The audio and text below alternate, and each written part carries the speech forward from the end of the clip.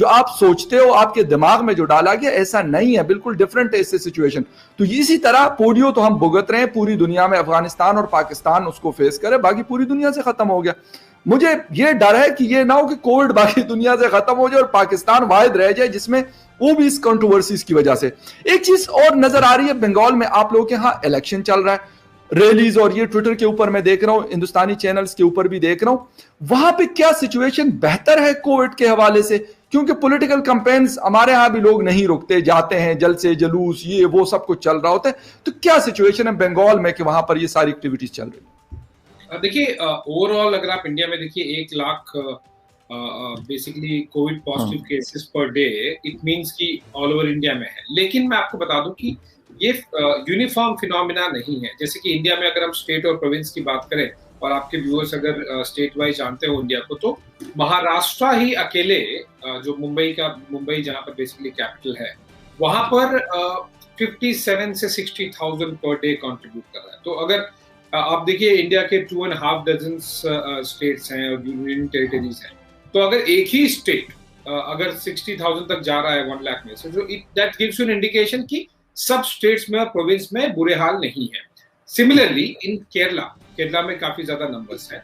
दिल्ली में भी पॉपुलेशन और साइज के हिसाब से नंबर्स काफी ज्यादा हो रहे हैं। तो बट जो मेन स्टेट्स की आप बात कर रहे हैं जहां पर इलेक्शंस हैं, वहां पर बाय एंड लार्ज अभी अलार्मिंग सिचुएशन नहीं है। शायद ऑरेंज अलर्ट वाला सिचुएशन है, लेकिन रेड अलर्ट वाला नहीं है इन टर्म्स ऑफ नंबर्स। तो वेस्ट बंगाल जो कि मेन फोकस में रहता है because of prime minister Modi's rally and focus की वेस्ट बंगाल लेना है इस बार। तो वेस्ट बंगाल में नंबर्स तो हैं ही, पर बहुत ज्यादा डेंजरस नहीं हुए हैं।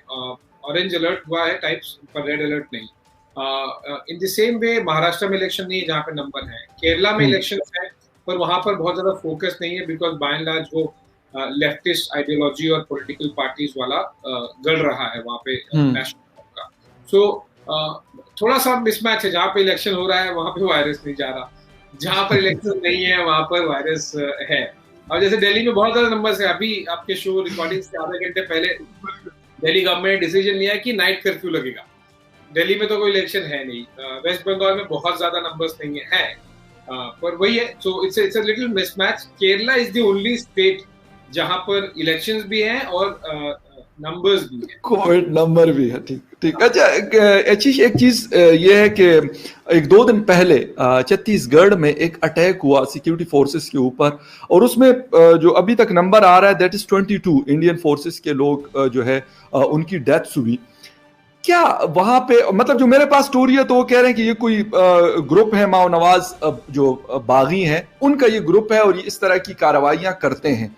लेकिन अगर हम देखते हैं चाइना के साथ जब हिंदुस्तान का मसला हुआ था पिछले साल जून में, तो गालिबन ये सबसे बड़ा अटैक हुआ है अभी हिंदुस्तान फौज के ऊपर हिंदुस्तान के अंदर। That's correct. अगर आप रिसेंट पास्ट में देखें और internal security point of view अगर हम देखें, तो ये चीज बहुत ही बड़ी है in terms of number, in terms of attack.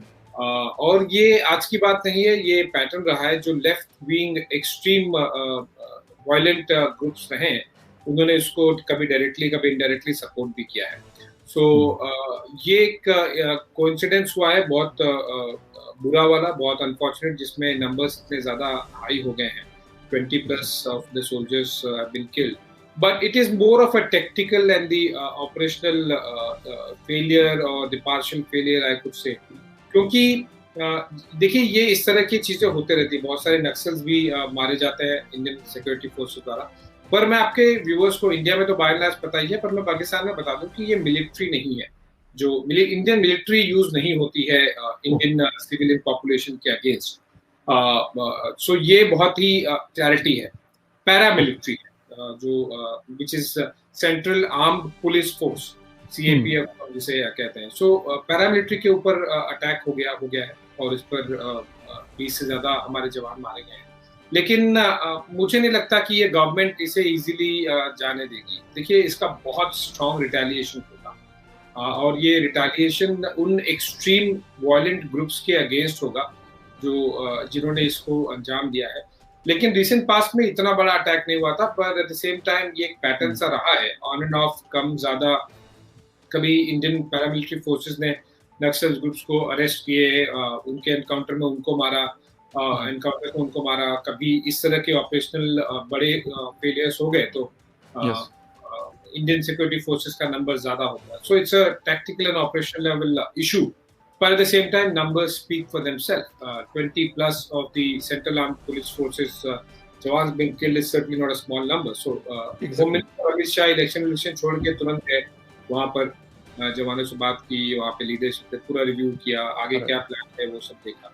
So but it's obviously one of the sad part as far as the internal security is concerned, but again it's not military, it's the central armed police force.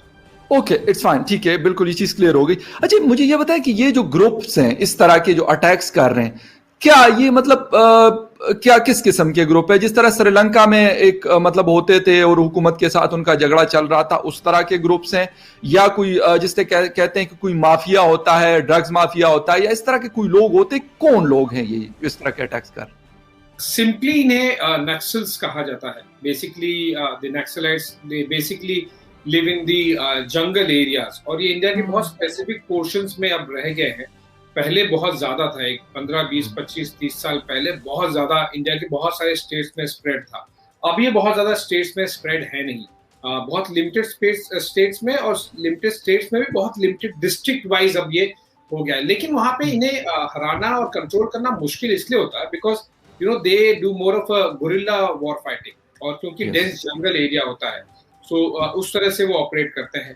और जैसा कि मैंने कहा, ये left ideology रखते हैं, extreme violent left ideology to be specific and be politically correct as well, क्योंकि left ideology वाली तो पॉलिटिकल पार्टीज भी हैं यहाँ पे उनकी स्टेट, पर एक्सट्रीम वायलेंट लेफ्ट आइडियोलॉजी रखते हैं। तो इसलिए इन्हें कंट्रोल करना मुश्किल होता है। दे बेसिकली उनको जिस एरियाज में डेवलपमेंट नहीं पहुंच पाई होती है तो वहां पर वो थ्राइव करते हैं। और उनके जो इकोनॉमिक पैटर्न है, आप देखिए, जो जंगल्स होते हैं, यहाँ तंबाकू की फैक्ट्रीज होती है, टोबैको फैक्ट्रीज होती है, या फिर बेसिकली जंगल्स की और डेंस फॉरेस्ट एरियाज की एक अपनी अलग इकोनॉमी होती है। उस इकोनॉमी पे वो वसूली करना, उस पे पैसे बनाना, और जब पैसे बन जाते हैं तो फिर आप सब कुछ, मतलब AK-47 से रॉकेट लॉन्चर्स तो मिल ही जाते हैं इंडिया वर्ल्ड के किसी भी कोने में। सो ये वाली बात होती है। तो ये कभी कभार वो थोड़े से ज्यादा सक्सेसफुल हो जाता है जब ये नंबर हाईलाइट हो जाता है। But yes, it is one of the biggest internal issues. In fact if I can coat, जो हमारे फॉर्मर प्राइम मिनिस्टर थे Manmohan Singh in the UPA, in the Congress समय के, उन्होंने ये कहा था कि नक्सलिज्म इंडिया का इंटरनल सिक्योरिटी का सबसे बड़ा प्रॉब्लम है। So that is something that you can understand. But